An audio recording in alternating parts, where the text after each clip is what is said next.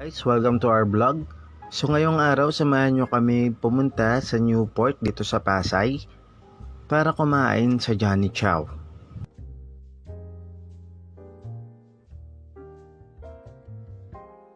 So, it's sponsored guys, pero ang masasabi ko lang is napaka-authentic ng kanilang mga food. Original Chinese cuisine yung inyong mga matitikman dito sa Johnny Chow's.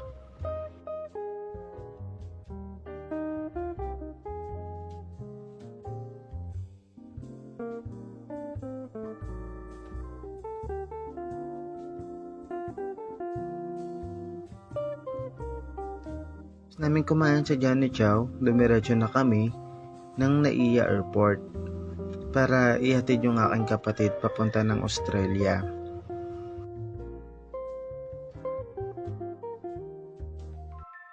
Mahirap na part guys para sa mga OFW at alam kong ito yung nararamdaman ng kapatid ko, ang mawalay ka sa magulang at sa pamilya mo ng matagal na panahon.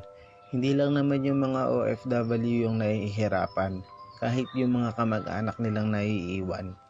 Ang laging dalangin po namin para sa mga kamag-anak naming nag-abroad ay safe sila sa araw-araw nilang pamumuhay doon at makabalik sila ng buo dito sa piling namin sa Pilipinas.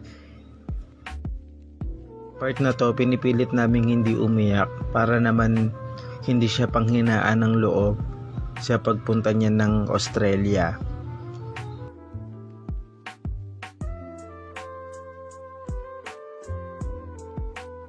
Sobrang bigat din ng nararamdaman ng aking mga magulang sa part na to dahil first time nilang ihatid yung aking kapatid papunta ng ibang bansa.